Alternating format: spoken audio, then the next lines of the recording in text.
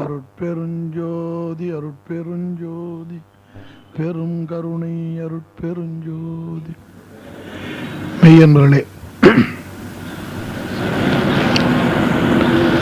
பெருமானாரிலே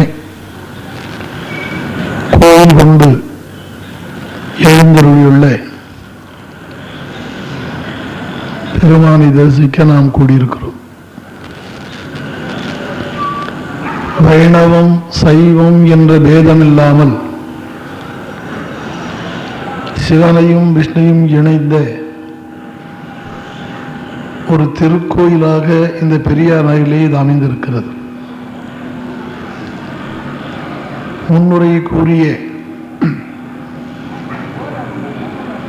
பேரன்புக்குரிய கனக சுப்பிரமணியம் அவர்கள் தான் அறிந்த வரையிலே சிவா விஷ்ணு ஆலயம் என்பது தியாகராஜ நகரிலே ஒன்று உண்டு. அதற்கு ஈடாகவும் இணையாகவும் பெரியார் நகரிலே ஒன்று அமைந்திருக்கிறது. அது மிகவும் உண்மையானது. சென்னை மாநகரத்துக்குள்ளே இந்த இரண்டு இடங்கள் தான் சிவா விஷ்ணு ஆலயம் என்று அமைந்திருக்கிறது. தமிழகத்திலே வாழ்கின்ற மக்களுக்கு இந்த இரண்டுமே இரண்டு கண்கள் போன்றது. சைவ வைணவ வேதம் நம்மிடையே கிடையாது. இரண்டும் ஒன்றே. அந்த மனப்பான்மையோடு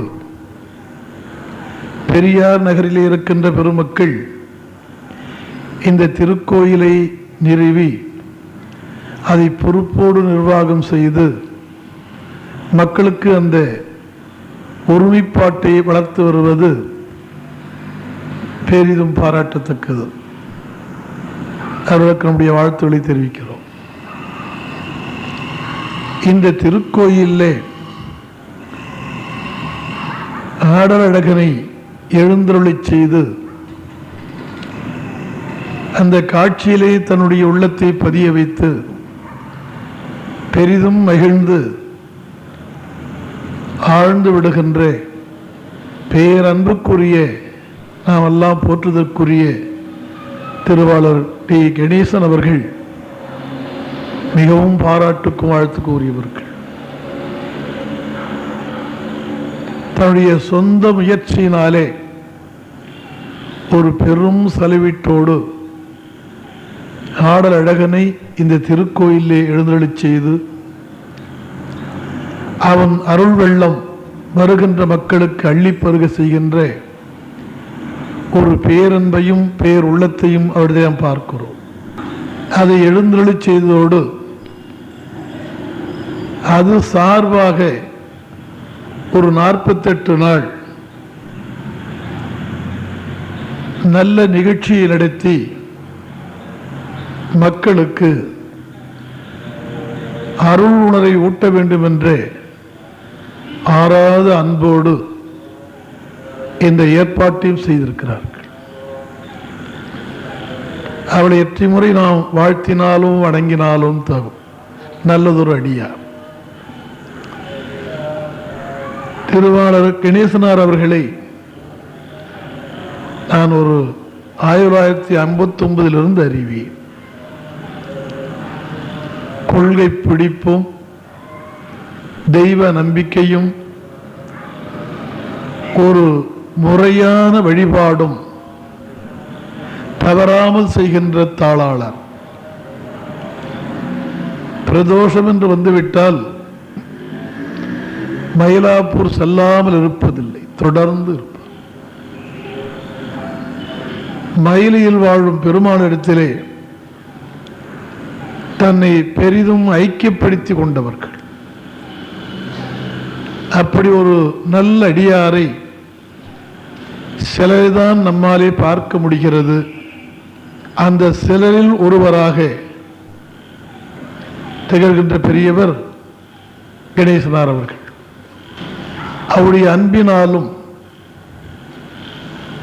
புறவர தன்மையினாலும் இந்த நிகழ்ச்சி இந்த திருக்கோயிலே என்று தொடங்குகிறது.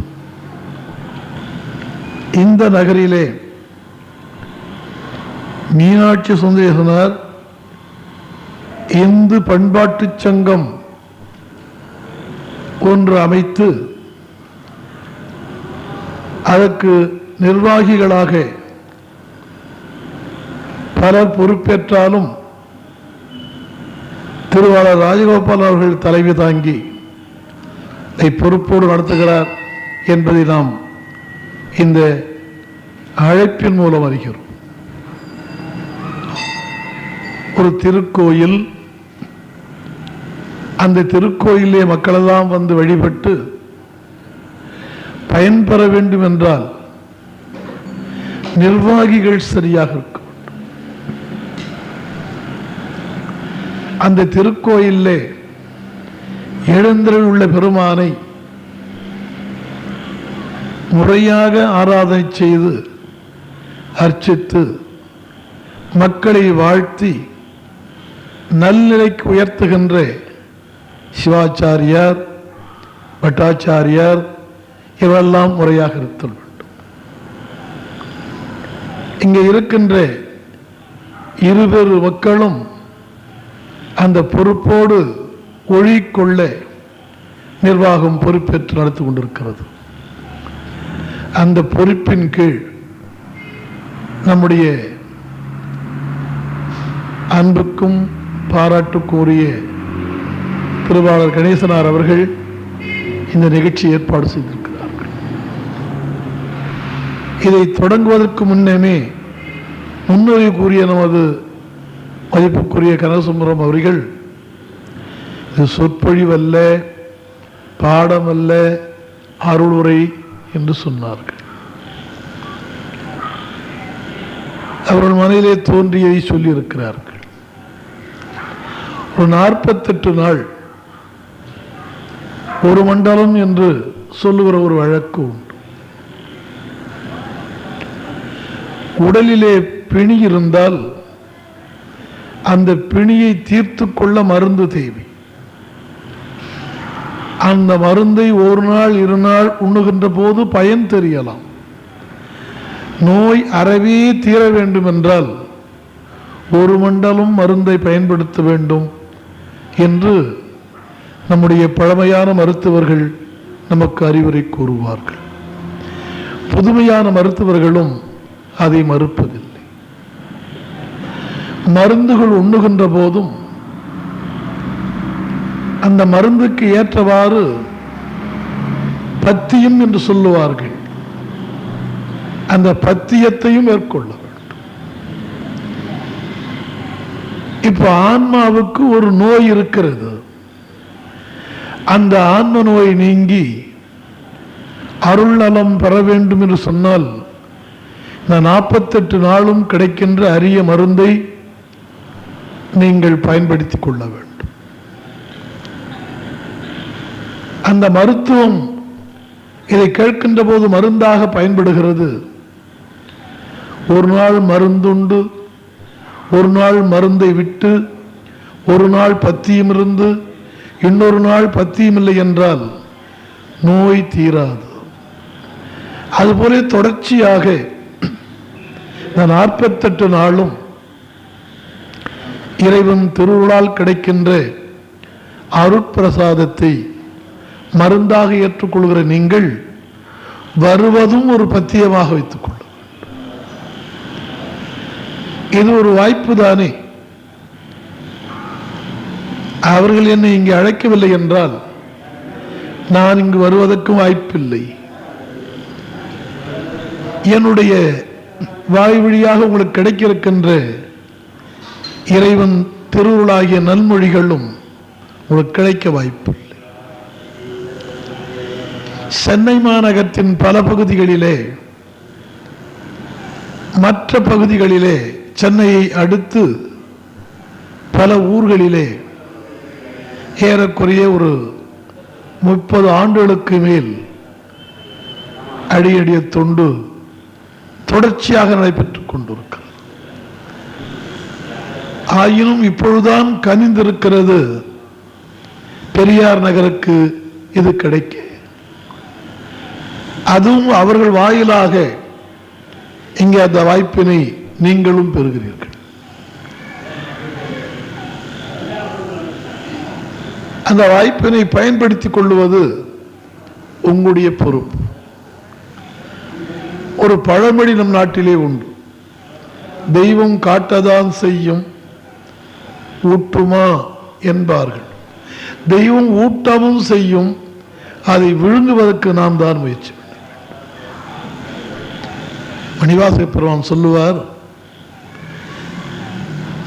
உன்னுடைய பெருமானே, நீ அருளை வழங்கினாய், எனக்கும் பெரிய ஆசை இருந்தது, அள்ளி அள்ளி விழுங்கினேன், வாயில் விழுங்க நினைத்தேன், ஆனால் உள்ளே செல்லவில்லை, விக்கல் வந்தது, கக்கி விட்டேன், கீழே விழுந்து விட்டது. என்ன காரணம் தெரியுமா? நான் செய்த பாவங்கள் அப்படி இருக்கிறது என்று சொல்லுகிறார். அந்த பாவத்தையும் நீக்கி வினைகளையும் போக்கி உன்னுடைய அருளாகிய அமுத தண்ணீரை கொடு, நான் அதை குடித்து அதை விழுங்குகிறேன் சொல்லுவார். என் அருளார் அமுதத்தை வாரிக்கொடு விழுங்கினேன், வினையேன் நல்வினை இல்லாம வினையின்மையேன் விக்கினேன், நல்வினை இல்லாம காரணத்தாலே விக்கினேன், அதை கீழே கக்கி விட்டேன். கையிலே கிடைத்தது வாய்க்கு கிடைக்காமல் போவது உண்டு, நல்வினையின்மையினாலே. அப்படிதான் இன்றைய 48 நாள் நிகழ்ச்சி உங்களுக்கு நல்ல பயனுடையதாக கிடைத்திருக்கிறது. ஆண்மை பிணியை போக்கிக் கொள்ள, அருள் வாழ்விலே தன்னை ஈடுபடுத்திக் கொள்ள, அன்றாட துயரங்களிலிருந்து விடுபட்டு நிறை நலம் பெற, மன தூய்மையை உண்டாக்கிக் கொள்வது ரொம்ப முக்கியம். அந்த தூய்மையை பெறுவதற்கு இந்த வாய்ப்பினை நம்முடைய திருவாளர் கணேசன் ஏற்படுத்தி இருக்கிறார். அது ஒரு வாயில் என்பதையெல்லாம் உங்களுக்கு சொல்லுகின்ற போது நீங்கள் அதை புரிந்து கொள்ளுகிற ஆற்றலும், புரிந்து கொண்டு மற்றவர்களை ஈடுபடுத்துகின்ற உணர்வும் உங்களுக்கு உண்டு. ஏன் நாமெல்லாம் அறிவுடையவர்கள், எல்லோருக்கும் அறிவு உண்டு, எல்லோருக்கும் சிந்தனை உண்டு. அந்த சிந்தனையிலே சிறிது நேரம் திளைத்தால் நம்முடைய வாழ்க்கை எப்படியோ மலர்ந்துவிடும், சிறப்பாக மலர்ந்துவிடும். சிந்திக்க தெரிந்து கொள்ள வேண்டும், கேட்பது மட்டும் போராது. ஏன் இப்படி சொன்னார் என்று நாம் சிந்திக்க வேண்டும். அருள்ஞான பெருவழியிலே ஆடிக்கொண்டிருக்கிற அழகனை காண வேண்டும் என்று நீண்ட நாள் துடித்துக் கொண்டிருக்கிறார் மணிவாசக பெருமான். அவன்தான் தன்னை ஆட்கொண்டான் என்று அவருக்கு தெரியாது. யாரோ ஒரு வேதியனாக திருப்பெருந்துறையிலே எழுந்தருளி அன்றலை அமர்த்தி ஐந்தெழுத்தின் உபதேசம் செய்து கொண்டிருக்கிறார் ஒரு பெரியவர்.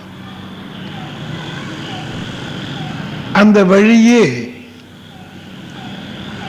நண்பர்களை அழைத்து கொண்டு குதை வாங்க செல்லுகின்ற மணிவாசக பெருமான்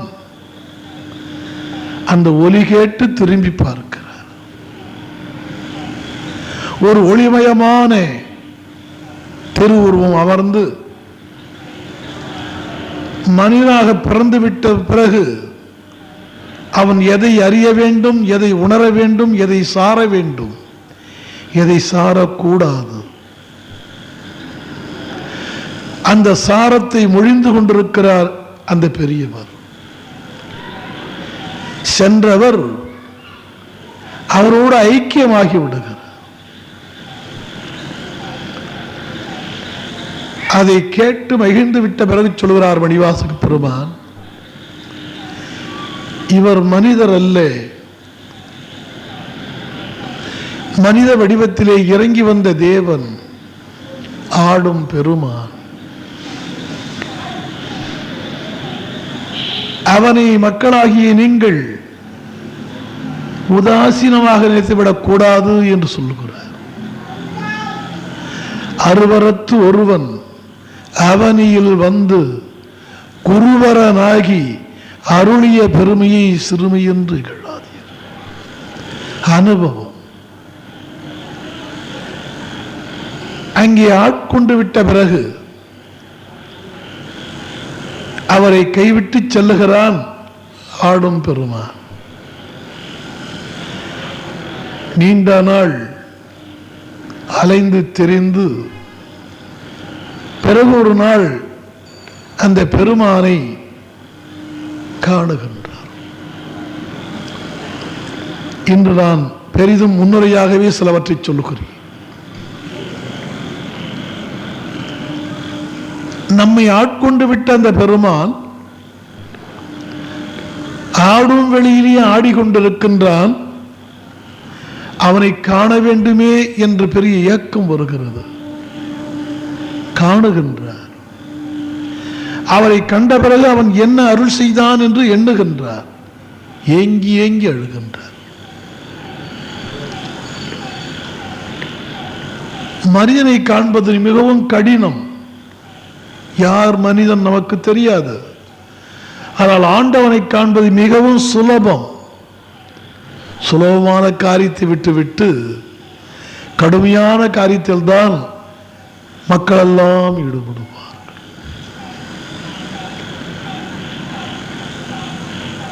தெய்வத்தை நாம் மிக எளிதாக சந்திக்கலாம். அவன் நமக்கு அணுக்கமாக வந்து விடுவான். மனிதனை நாம் சந்திக்க முடியாது. நாம் சந்திக்க நேர்ந்தால் அவன் நீண்ட தூரத்தில் இருப்பான். அவன் எங்கே என்று தெரியாது. பிறகு ஒரு நாள் நமக்கே ஆத்திரம் வந்து, நீ மனிதனாயா, நீ மனிதனா என்று கேட்க ஆரம்பித்து விடும். இதுவரையிலும் மனிதன் என்று எண்ணிக்கொண்டிருந்த நாம் ரொம்ப நெருங்கி வருகிற ஒரு மனிதன் காணாமல் நீ மனிதனாய் என்று அவனை பார்த்து கேட்க ஆரம்பித்து விடும். ஆனால் இறைவன் அப்படி அல்ல. மிக எளிமையாக, மிக இரக்கத்தோடு, நாம் எப்படி இருந்தாலும், நாம் என்ன தவறுகள் செய்துவிட்டாலும் நம்மை அணுகி வந்து அருள் புரிந்து கொண்டிருப்பார். கலசோமன் அவர்கள் இறைவன் நமக்கு தீங்குகள் செய்ய மாட்டான் என்று சொன்னார். அது உண்மைதான். ஏது பிழை செய்தாலும் ஏழையனுக்கு இறங்கி தீது புரியாத தெய்வமே. தெய்வம் தன் அடியவர்களுக்கு தீது செய்வதே கிடையாது. என்ன தவறுகள் செய்தாலும் அவன் தீது செய்வது கிடையாது. அவர்கள் செய்த தவறுதான் அவர்களுக்கு திரும்பி வருகிறது. நாம் போடுகின்ற பந்து நம்மிடத்தை திரும்பி வருவது போல நாம் செய்கிற தவறுகள் தான் திரும்பி நமக்கு பயனாக வருகிறது. இறைவனுக்கும் அதுக்கும் சம்பந்தம் இல்லை. அதை சுட்டி காட்டினார்கள். நாம் என்ன செய்தாலும் இறைவன் நம்மை பின்தொடர்ந்து கொண்டிருக்கிறார். அவனை எளிதாக காணலாம். அப்படி கண்டேன் என்று சொல்லுகிறார். கண்ட பிறகு நான் எப்படி தெரியுமா அவன் கண்டேன்?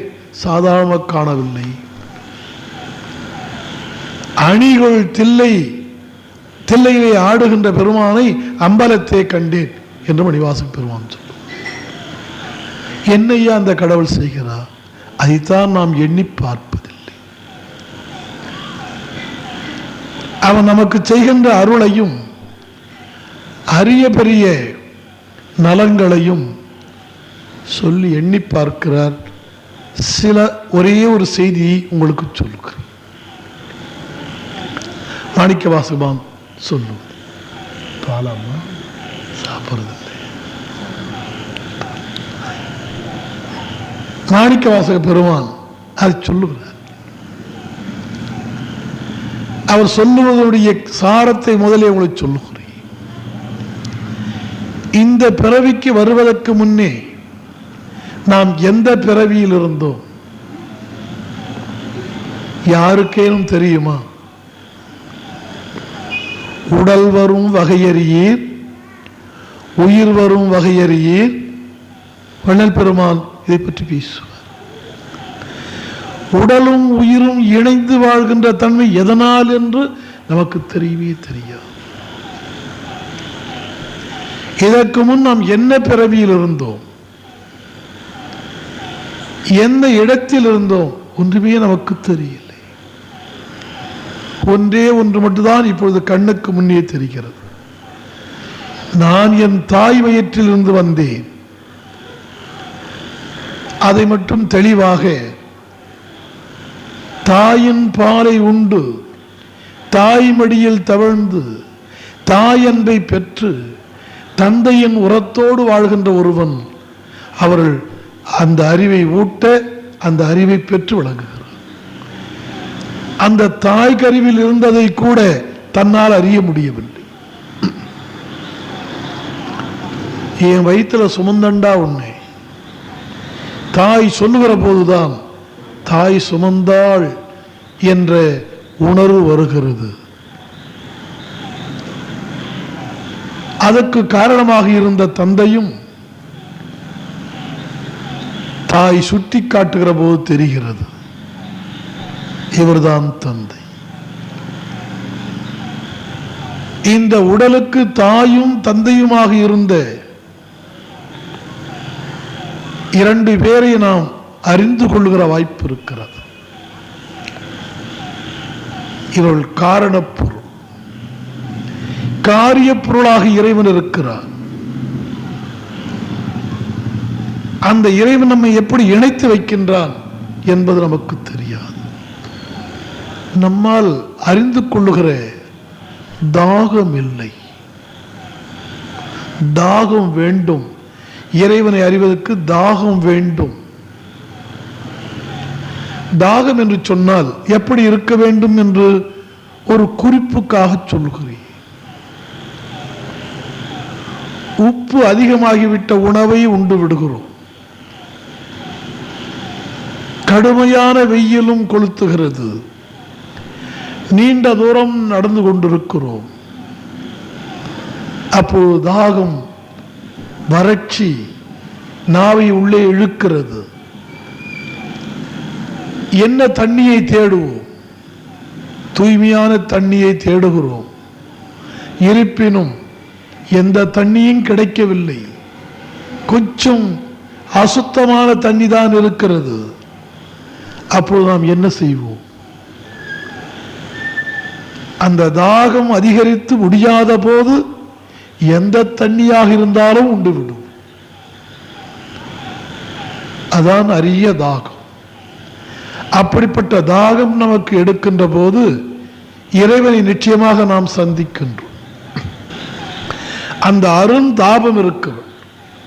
அந்த அருந்துதற்கு உரிய நீர் வேட்கை போல அவனை அறிய வேண்டுமே என்ற தாகம் இருக்க வேண்டும். தாகம் இல்லைன்னா நம்மால் அறிய முடியாது.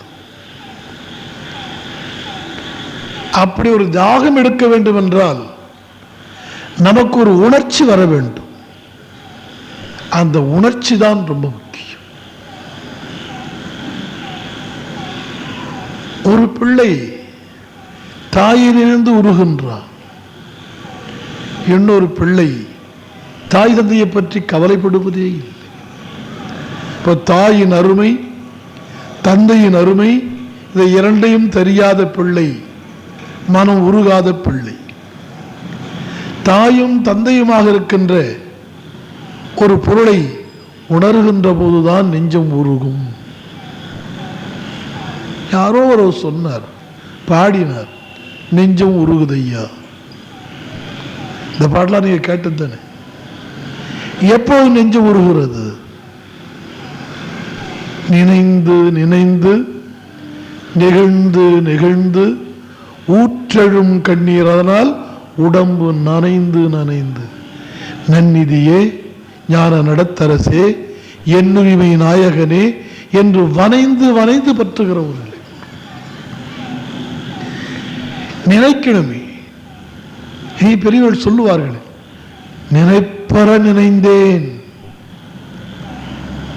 நினைப்பற நினைந்தேன். ஒரு மகன் தாயை இடைவிடாது நினைத்துக் கொண்டிருக்க வேண்டும், தந்தையை இடைவிடாது நினைத்துக் கொண்டிருக்க வேண்டும். ஏன்?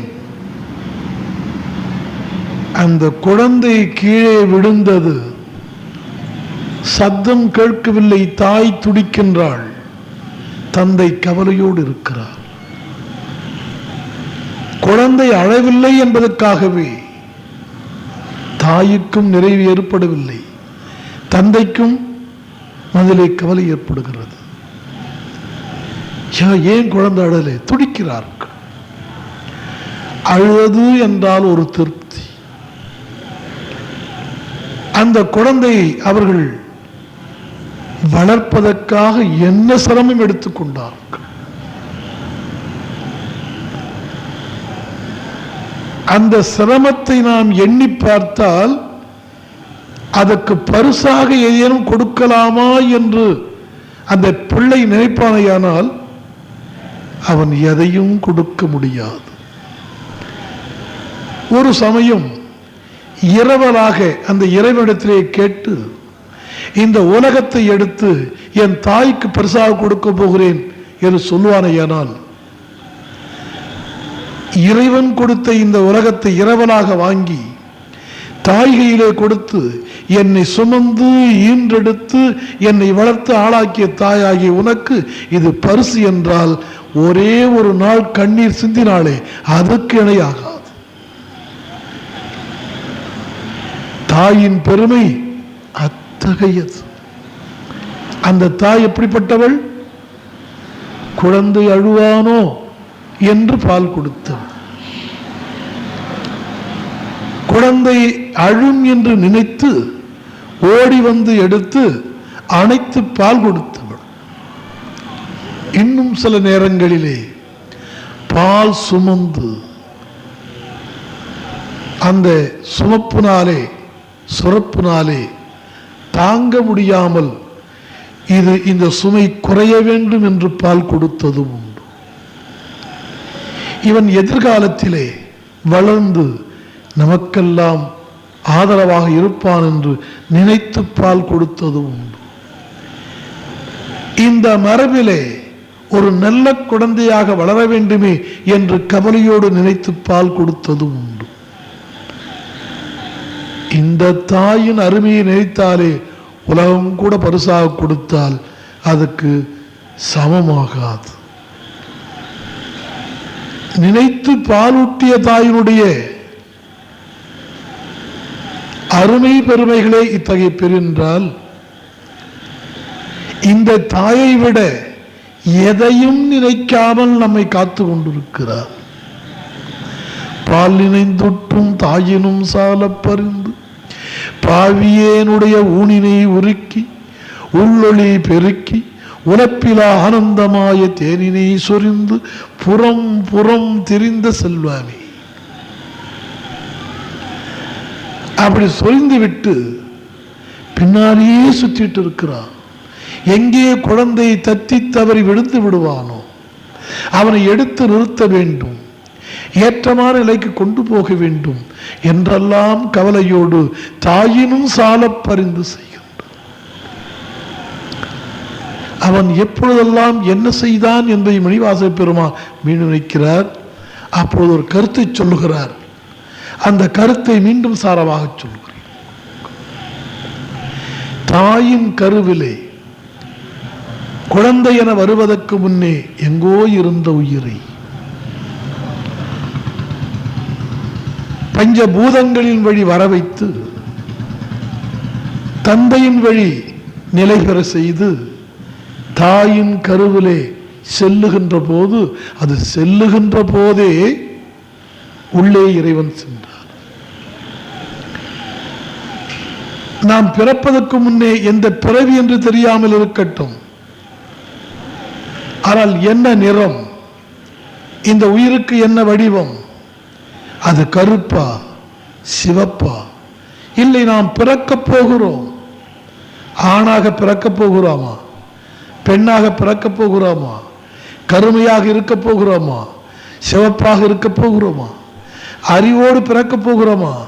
அறிவே இல்லாமல் பிறக்க போகிறோமா? இதெல்லாம் நமக்கு தெரியாத காலங்கள்.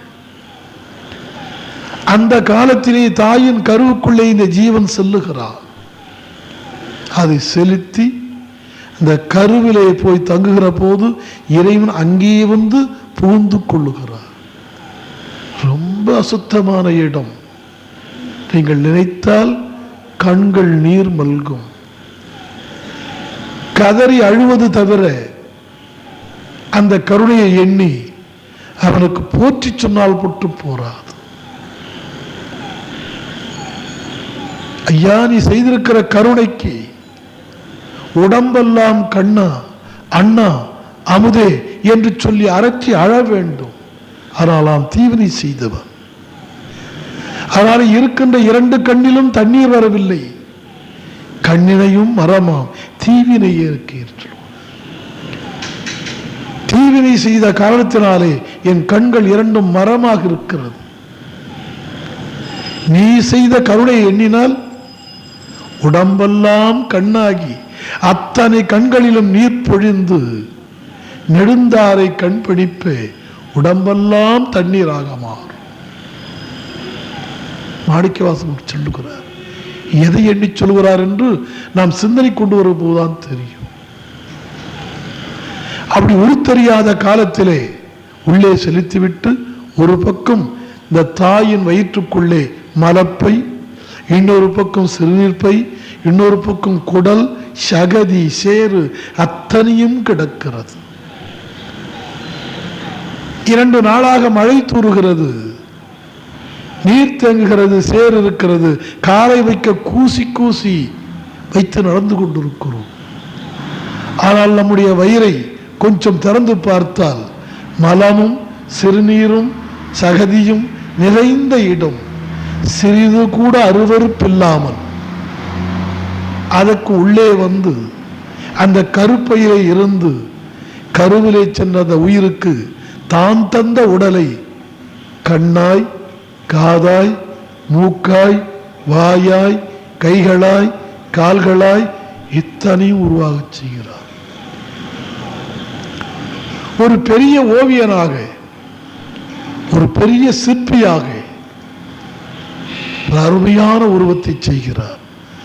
ஆண் உடலோ பெண் உடலோ தெரியாத காலங்களில் என்ன உடலை அவன் நினைத்தானோ அந்த உடலை இந்த உயிருக்கு தருகிறார்.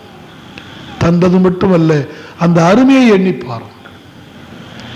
இந்த வயிற்றுக்குள்ளே எவ்வளவு ஒரு நீண்ட குடல், 1 முழமா 2 முழமா 3 முழமா நீண்டதொரு குடல். இந்த நீண்ட குடல் நமக்கு தெரிகிறது. ஆனால் கடுகளவு உருவத்திலே குடலை வைத்தால், அந்த இவ்வளவு நீட்டு குடலை வைத்தால், அதோடு அல்லாமல் வாயை வைத்தால், இந்த வாயிலே போடுகின்ற உணவு செரித்து பின்னால் மலமாக வெளிப்படுவதற்கு நீண்டதொரு குடலை வைத்தால் அதுக்குள்ளே துவாரம் போட்டார். இன்றைய அறிவியல் எத்தனை ஆற்றல் பெற்றதாக இருந்தாலும் கடுகளவு உருவத்திலே இந்த உருவத்தை செய்து, வேணாம் ஒரு மிளகளவு கூட இருக்கட்டும், இந்த உருவத்தை செய்து உள்ளே குடலை வைத்து பக்க எலும்புகளை வைத்து நடுநாடியை வைத்து இடநாடியை வைத்து வலநாடியை வைத்து அற்புதமான ஒரு உடலை படைத்து கொடுத்தார். அப்படிப்பட்டவனை காண வேண்டும் என்று பெருந்தாகத்தாலே இருந்தார் மணிவாசக பெருமான் சொல்லுகிறார். அதை உருத்தெரியா காலத்தே உட்புகுந்து என் உளம் மன்னி கருத்து இருத்தி கருத்திருத்தி கருணையினால் ஆண்டு கொண்ட திருத்துருத்தி மேயானை தித்திக்கும் சிவபதத்தை அருத்தியினால் நாயடியேன் அணிகொள் தில்லை கண்டேனே. அந்த அரிய தாபத்தினாலே தில்லையிலே பார்த்து நான் தெரிந்து கொண்டேன். ஆண்டவனுடைய அருமை பெருமைகளை நமக்கு சொல்லுகிறார். இந்த அருமை பெருமை நமக்கு தெரியவில்லை என்றால் அவனை நாம் வாழ்த்த மாட்டோம், வணங்க மாட்டோம், உள்ளம் உருகாது, உயிர் உய்யாது. ஆலே பெருமானுடைய திருவருள் நாம் நினைக்கின்றோமோ இல்லையோ நமக்கு கிடைத்து கொண்டிருக்கிறது. அவருடைய அருளை நாம் சிந்திக்க தொடங்கினால் சிறந்த அடியாராக மாறுகிறோம், சிறந்த அடியாராக மாறுகிறோம்.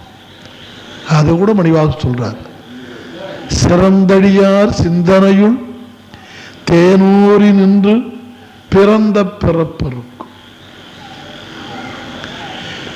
இந்த பிறப்பிலே பிறந்த பிறப்பில் நமக்கு ஏற்படுகின்ற துன்பங்களை எல்லாம் அறுக்கும் பெருமான் வந்தார்.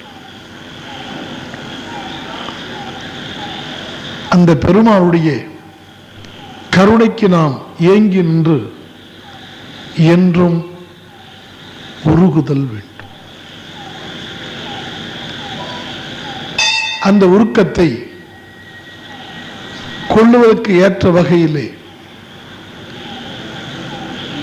இன்று முதல் நாம் தொடங்கி இருக்கின்ற இந்த ஞான வேள்வியை நீங்கள் எல்லாம் பங்கு கொள்ளுங்கள். போறீங்க அப்புறம் தான் போட்டா போச்சு, போடணும்னு அவசியம் இல்லை. இந்த ஞான வேள்வி என்று தொடங்கி 48 நாள் முழுதுமே ஞான வேள்விதான். இறைவனை தாய்க்கு ஒப்பிட்டு எல்லா பெரியவர்களும் பேசிவிட்டார்கள். உலகத்தில் கண் கண்ட தெய்வமாக இருப்பது தாய்தான். தாயை முதல் வைத்து பாடவும் தொடங்கினார்கள். அம்மையே அப்பா ஒப்பிலா மணியே அன்பினில் விளைந்த ஆரமுதே, இப்படி பாடவும் தொடங்கினார்கள்.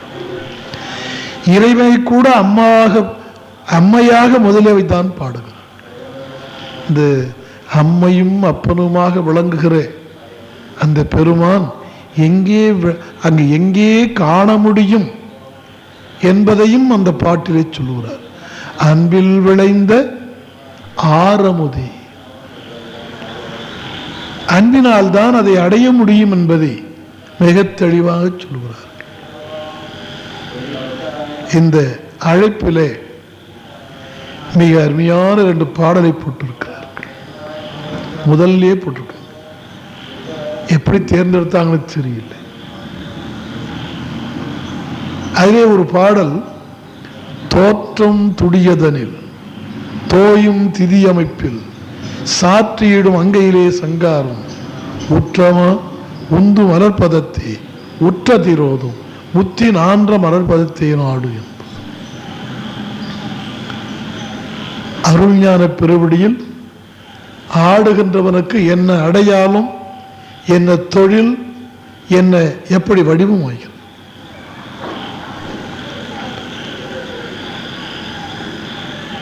ஐந்தெழுத்தின் வடிவமாக ஆண்டவன் இருக்கிறான்.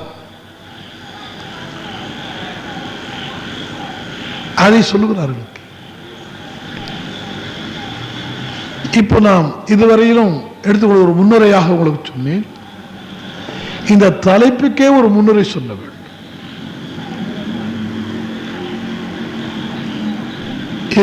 தலைப்பிலே அருள்ஞான பெருவெளி என்று இருக்கிறது. அங்கேயே ஆடுகின்றாள். இந்த அழகு என்றால் என்ன என்று பார்த்தோம். பிறருக்கு பயன்படுவதுதான் அழகு. பிறருக்கு பயன்படுவதுதான் அழகே தவிர பயன்படாதது அழகில்லை. உங்களுக்கு விளங்குவதற்காக சொல்ல வேணும்னா,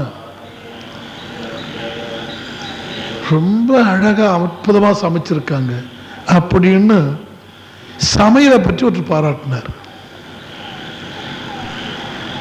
அவர் சாப்பிட்ட பிறகுதான் பாராட்டினார். வண்ணத்தை பார்த்து அதனுடைய வடிவத்தை பார்த்து அதெல்லாம் பாராட்ட வேண்டிய அவசியம். உண்ணுகின்ற போது பசி நீக்குகிறது, உண்ணுகின்ற நேரத்தில் நாக்குக்கு சுவையாக இருக்கிறது, உடலுக்கு உரம் ஊட்டுகிறது, உவகையை தருகிறது. அப்படி சுவைத்து பசியாறி மகிழ்ந்த ஒருவர் ரொம்ப அழகான சமையல், அற்புதமான சமையல். நல்லா சமைச்சிருக்கிறாங்க, வாயில வைக்க முடியல. அது அழகான சமையலா? அற்புதமான சமையலா? அது சமையல் என்று யாரும் சொல்வதில்லை. சரி, இன்னொன்று சொல்லுகிறேன். ஒரு பக்கத்திலே ஆண் வடிவமோ அல்லது பெண் வடிவமோ இரண்டு சிலைகளை மிக அழகாக செய்து நல்ல வண்ணங்களை தீட்டி இரண்டு பக்கத்தில் வைக்க வைத்தார்கள். இது நல்ல, அதாவது ஓவியம் நன்றாக இருக்கிறது, அந்த அளவுக்கு பாராட்டலாமே தவிர அது ரொம்ப பயனுடைய பொம்மை என்று சொல்லுவோமா? வண்ணம் தீட்டப்பட்டிருக்கிறது, வடிவம் அழகாக இருக்கிறது, ரொம்ப கவர்ச்சியாக இருக்கிறது. இது ரொம்ப அற்புதமான பொம்மை, இது நம்ம இடத்துல இருந்தால் ரொம்ப நல்லா பயன்படும் என்று யாரையும் நினைப்பார்களா? சரி, அப்படியும் வேண்டாம். இந்த பொம்மையை நான் கட்டிக்கிறேன், இந்த ஆண் பொம்மையா இருக்கிறதே, இதை நான் கட்டி கொள்ளுகிறேன், என்னுடைய வாழ்க்கைக்கு இது பயன்படும் என்று எந்த பெண்ணேனும் சொல்லுமா? அல்ல, ஏதேனும் ஒரு ஆண் மகன் வந்து அதை பார்க்கிறான், பொம்மை நன்றாக இருக்கிறது, இந்த பெண் வடிவம் மிக அழகா இருக்கிறது, நான் திருமணம் செய்து கொள்ளப் போகிறேன் என்று சொல்லுவானா? ஏன்? அந்த ஆண் பொம்மையும் இந்த பையனுக்கு பயன்படாது, பெண் பொம்மையும் பயன்படாது, பெண்ணும் ஆணுக்கு பயன்படாது, ஆணும் பெண்ணுக்கு பயன்படாது. பயன்படாத ஒன்றை மணந்து கொள்ள யாரும் விரும்புவதில்லை. வாழ்க்கைக்கு பயன்படாத ஒன்று எத்தனை அழகாக இருந்தாலும் அது அழகல்ல. அது இயங்கணும், அது பயன்படணும், மற்றவங்களுக்கு நிறைவு தரணும், அப்பதான் அழகுன்னு பேரு. அழகு என்று சொன்ன உடனே ஒரு வடிவத்தை மட்டும் நாம் கொள்ளுவதில்லை, பெரியவர்கள் பாராட்டுவதில்லை. அதை திருவள்ளுவர் ஒரு திருக்குறளாலே நமக்கு அழகாக சொல்லுகிறார். மண் மான் புனை பாவை அற்று மண்ணால் மாட்சிமை மிக செய்த ஒரு பாவையை போன்றது. யாரும் கேட்டாங்க. நுண்மான் நுழைபலம் இல்லாம் எழில் நலம், நுட்பமான தெய்வ திருவுருளை உணர்கின்ற அறிவும் அவன் அகண்ட கருணையும் அவன் ஆழ்ந்த அருளையும்